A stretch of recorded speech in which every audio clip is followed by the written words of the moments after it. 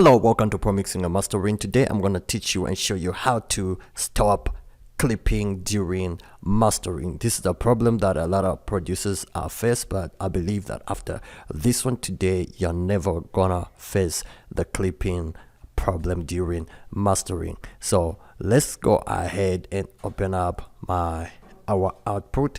Don't mind this one right here. This is for my microphone. As you can see, I'm talking and the microphone level is a little bit high, so this is why we have clipping on the stereo in. So this is not a problem. Now what you guys have to concentrate, let me just hide my microphone there. What you guys have to set your eyes on is the stereo out, the output, this one right here. I'm gonna play this song, and immediately I play this, it's just gonna automatically clip. I don't know, it's just gonna clip because the software is detecting a lot of volume. So let me play and you guys see what is gonna happen on this one right here.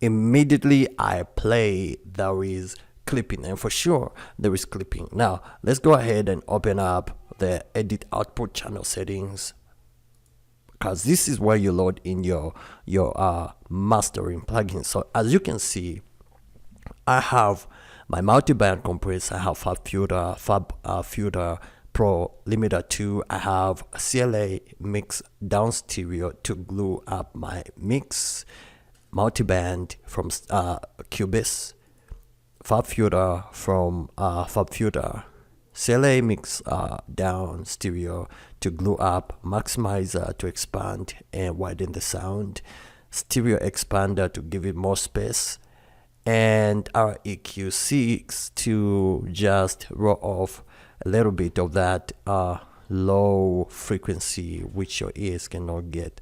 So basically these are my plugin, my mastering plugin chain, the mastering plugins that I use and the plugins that I'm going to use.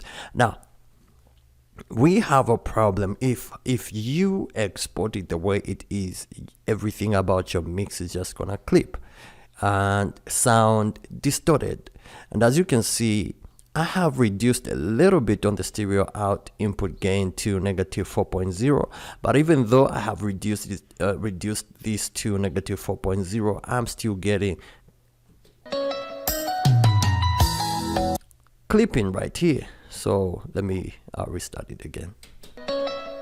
So we have clipping right there, and the sound is not gonna be good if we leave it that way. So now here is a trick, and this is what you gotta do. Make sure you arrange the plugins in this way. Watch what is gonna happen. The first plugin that you have to put on top is multiband. Put multiband compressor on top. Don't put multiband at the bottom. When you put multiband at the bottom, it's still gonna clip. And then from there you can put the rest of the plugins. A maximizer, maximizer can be a second, or stereo enhancer can be a third.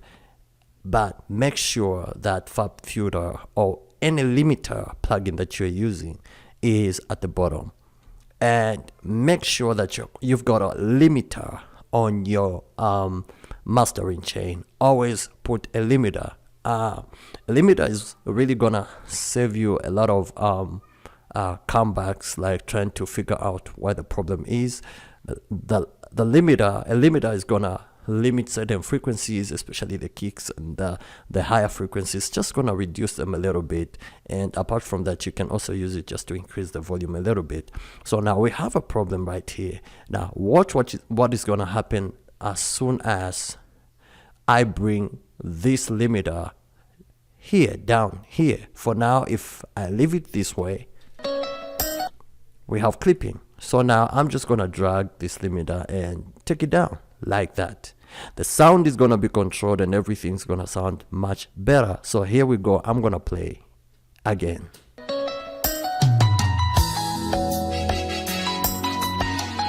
Hill City. Oops, suddenly we have no clipping and the sound sounds much better. As you can see, it's okay. But if the moment I bring it up, see what is going to happen. Oops, we have that clipping. So make sure your limiter is down at the bottom like this.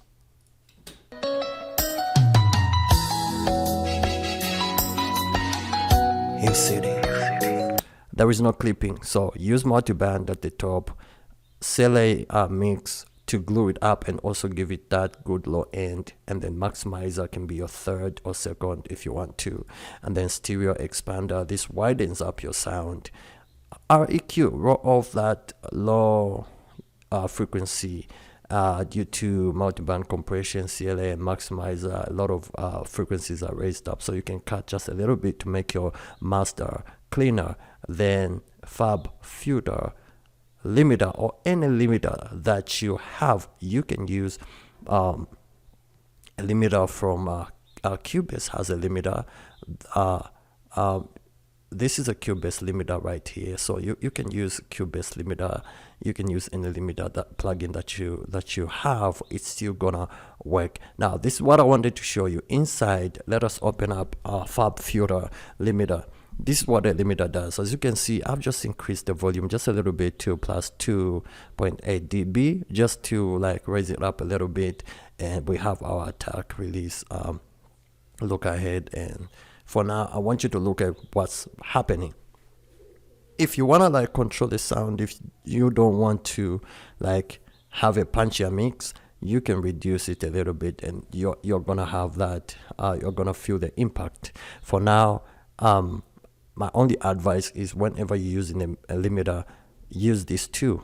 Try to experiment, raise it up and see how it's affecting your mix, or drop it down and see how it's affecting your master. And what where you if you like a certain part, leave it there. That's the best part. Now this is what a limiter does. I'm gonna play and you'll see it chopping off certain high peaks like this.